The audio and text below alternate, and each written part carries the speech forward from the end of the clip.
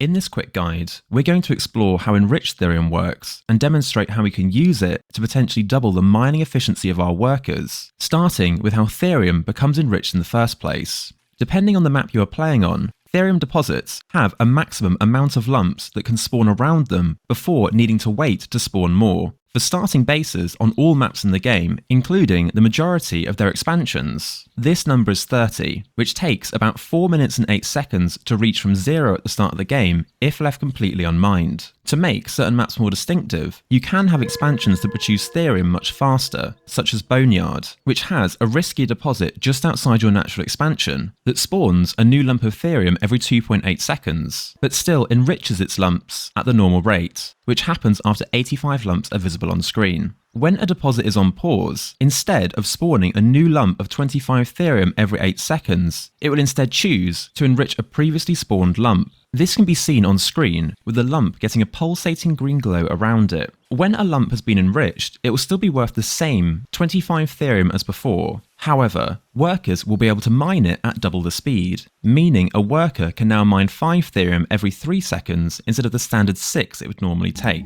For Celestials, for a single prism mining an enriched lump, this translates to a rate of 15 Therium every 3 seconds compared to a regular lump that mines the same amount over a 6-second period. It's also worth mentioning that with the most recent early access patch, there is a new bug where patches can look enriched when they actually aren't. These lumps will be mined at the standard rate of 5 Therium per 6 seconds and do not behave as enriched Therium despite their appearance. You will know whether these lumps are real or not, as workers will always harvest enriched lumps first, meaning if they aren't harvesting these lumps that look enriched, it's because they aren't real. Now, if you're a cunning player, you may think that if we simply delay our Therium mining until it's fully expanded and begins enriching, we could potentially halve the number of workers we need to mine a deposit at its maximum yield, and therefore double the efficiency of those workers. In reality, this is not so simple. Assuming it's not been depleted, a deposit will spawn a new lump every 8 seconds, which will give us 187.5 Therium on average to gather with our workers. If you already have a stockpile of unmined lumps, you can of course temporarily gather above this amount. But because you are mining faster than new lumps are spawning, you will eventually mine down your available stockpile until it's all gone, returning us back to mining an average of 187 per minute. When it comes to gathering Enriched Therium, before you are able to mine it again, you will need to wait 8 seconds for a regular lump to spawn, and then an additional 8 seconds for the lump to be enriched. This means that enriched lumps take twice as long to spawn compared to regular lumps, meaning the maximum amount you can sustainably harvest from Enriched Therium alone is only around 93.75 per minute.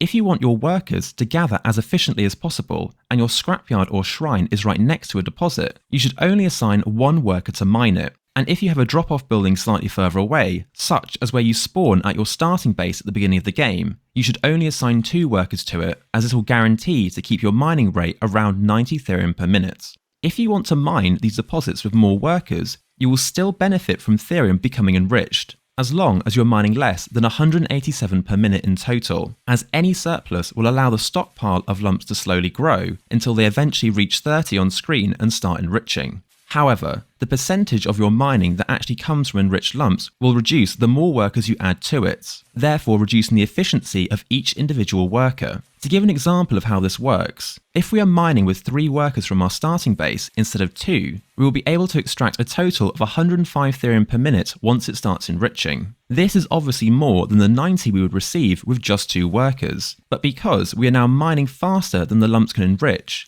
30 of this amount comes from regular Therium, with only 75 coming from those that were enriched. This means that with 3 workers, we are actually mining less efficiently, as each worker is gathering only 35 Therium per minute compared to 2 workers which are able to gather 45 Therium per minute. This allows the Celestials to also benefit from enrichment in the same way, as even when a Therium Purifier or Arc ship is right next to a deposit, a single prism can only gather at a maximum rate of 150 Therium per minute, which is less than the 187 that is needed to stop enrichment, meaning a single prism will be able to sustainably mine a theoretical average of 186.75 per minute, with the help of odd lumps getting enriched. Whether you can afford to reduce your maximum Therium income in order to benefit from increased worker efficiency will depend on your specific build or strategy. However, what this does mean is if you have several bases and you do not need to mine all their deposits at their maximum yield, you can benefit from spreading your Therium workers between these bases, as the less workers you have on a single deposit, the more efficiently those workers will be able to gather. For example, if we have 6 workers mining the deposit at our starting base, they will be able to extract around 170 Therium per minute, with an extremely small amount of that coming from enrichment. However, if we instead spread these workers between 2 bases, the 3 workers assigned to each will actually be able to mine 105 Therium per minute from each deposit once it starts enriching, giving us a total of 210 Therium per minute across both bases for the same number of workers. We could then either choose to pocket this extra 40 Therium, or if we don't need that much to support our current production needs, we can remove one of these workers at each base and have an extra 2 workers available to mine more luminite, all while still harvesting the same 170 Therium per minute we needed with just 4 workers. Now, it's important to understand that all these numbers we've just gone through are the averages, which will play out in exactly the same way in your games if you either mine less than 187 Therium per minute and allow the deposit to reach 30 lumps slowly, or by mining a deposit the moment it starts enriching with its first or second lump.